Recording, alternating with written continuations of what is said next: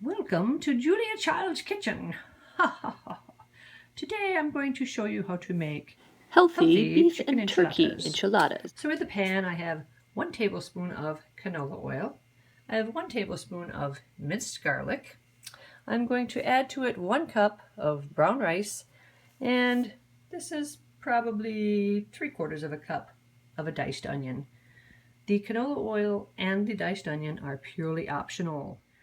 Okie dokie. Now the next step, after you've thoroughly mixed up your rice and oil and onions, is to throw in 1.25 pounds of extra lean ground turkey and 1 pound package of extra lean ground beef. That, ladies and gentlemen, is why I added the oil, because neither of these has any fat, and the oil will help everything else cook very nicely. Now I'm going to mix all of these ingredients up and set it to fry. Alrighty, sports fans, as you can see, I've got this all mixed up. I'm going to toss another half a cup of rice in on the top.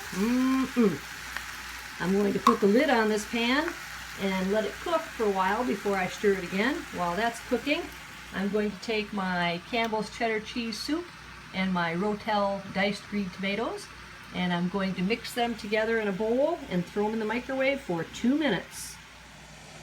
And there's my Rotel tomatoes / cheese mixture. I'm going to stir that up, and I'm going to dump in, I'll start off with a half a can of milk, because I really don't know how much milk it takes, because I never measure anything. Oh look, I think a half a can of milk was the trick. That looks about perfect. You don't want it to be too thick, you don't want it to be too runny, so let's go with half a can of milk. That looks good, yeah. Now I'll check on the status of my meat. Look at the steam. Oh, the steam. It's going to be hot. Whoosha. As you can tell, I've been doing some stirring. Been breaking it up as I go. Here we go. Do some more stirring. Chop, chop, chop, chop, chop, chop, stir. Chop, chop, chop, chop, chop, chop, stir. Oh, my lens is getting foggy. All right. More later.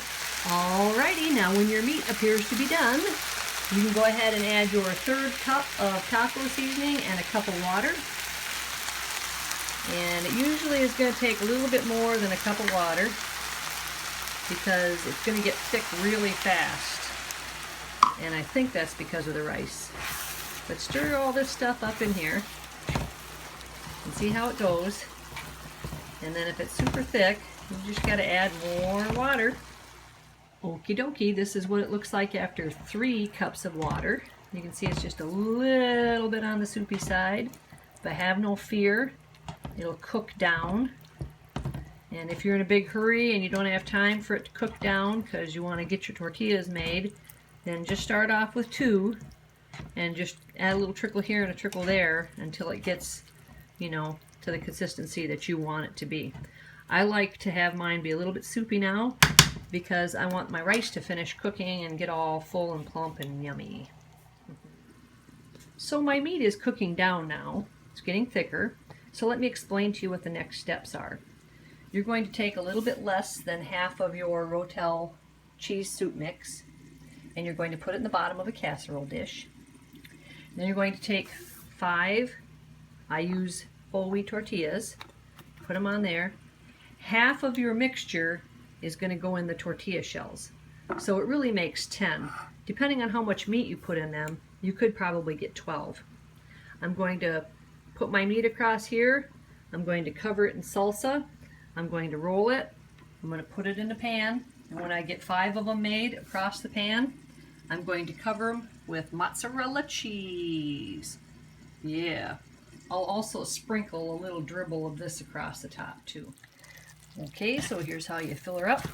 You take this and you put it on here. Oops, went over the edge. Whoops, I'm not even showing you.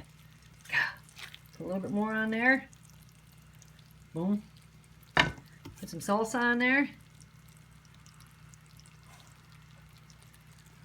Then you're going to roll it up, and you're going to put it in the pan with all its brothers and sisters. So here's what your pan looks like. That's about a cup and a half of mozzarella cheese. You see I drizzled some of the Rotel mixture on there.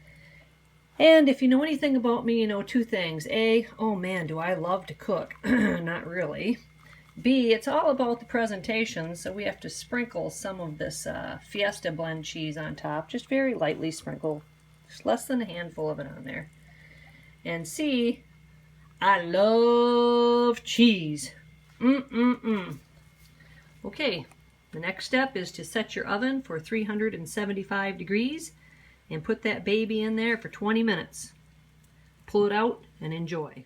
And what do you do with all the leftovers? You got half of that, you got half of that, you got 5 of those. Well, you make another pan. Boom! And if you make 10 of these, you have 438 calories per serving.